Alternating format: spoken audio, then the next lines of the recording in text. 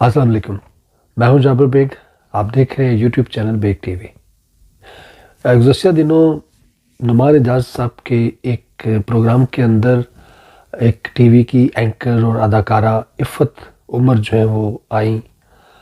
उन्होंने बातों बातों में पहले तो इमरान खान साहब की हुकूमत पे तनकीद की।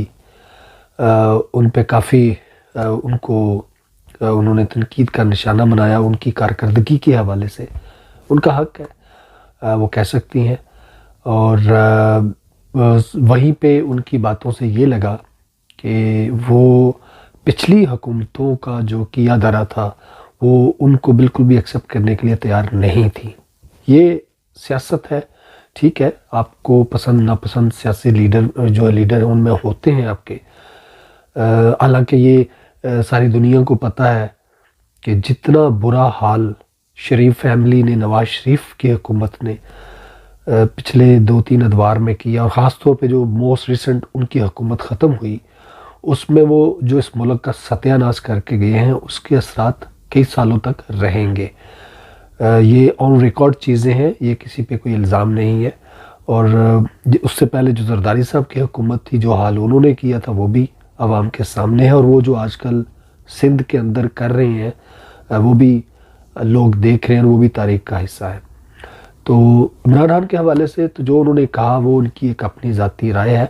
इसमें कोई शक नहीं कि महंगाई बहुत ज़्यादा है, उसको कंट्रोल करने में हुकूमत नाकाम रही है।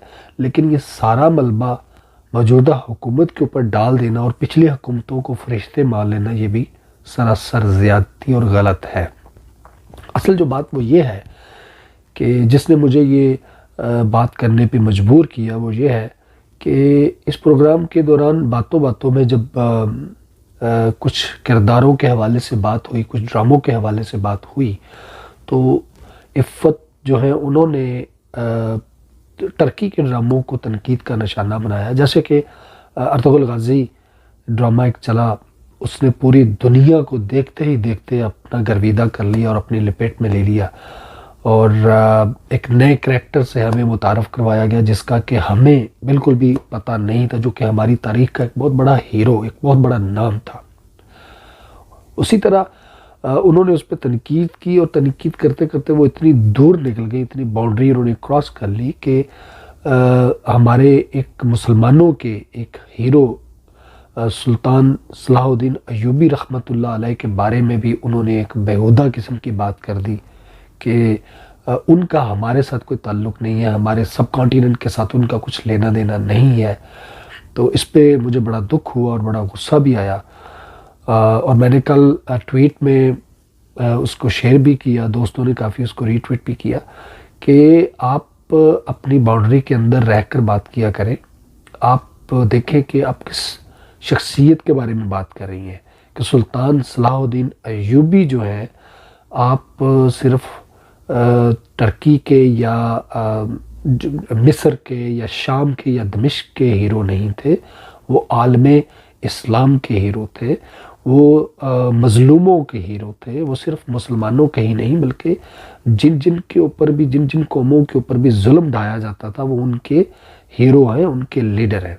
तो उन्होंने न सिर्फ़ इस्लाम को अपने अखलाक, अच्छे अखलाक के साथ फैलाया, इस्लाम की मोहब्बत को उजागर किया, बल्कि उन्होंने जो गैर मुस्लिम थे, जो मज़लूम थे, उनके हक़ के लिए भी आवाज़ उठाई, उनके लिए भी लड़े।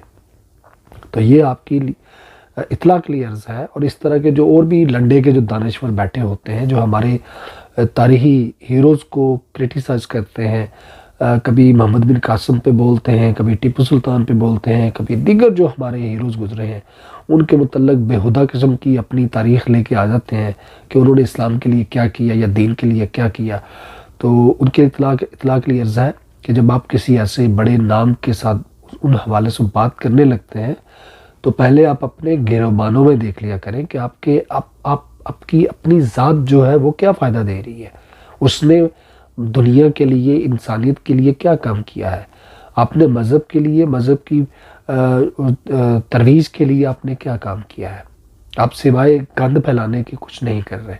और इफ़्फ़त जो है خاتون ہیں لیکن ان کا میں تھوڑا سا خیال کر رہا ہوں، لیکن یہ چیزیں بیونڈ دا باؤنڈری ہیں کہ آپ جب بکواس کرنے لگیں تو اپنے گریبان میں دیکھ لیا کریں کہ آپ وہ لوگ ہیں کہ جن کے سیٹ کے اوپر آپ اپنے جو سٹاف ہوتا ہے ان کے ساتھ بدتمیزی بدماشی آپ کرتے ہیں، سگریٹ اور چرس کے علاوہ آپ کام نہیں کر سکتے، شرابیں پینا آپ لوگوں کا معمول ہے اور آپ لوگ بکواس کرتے ہیں۔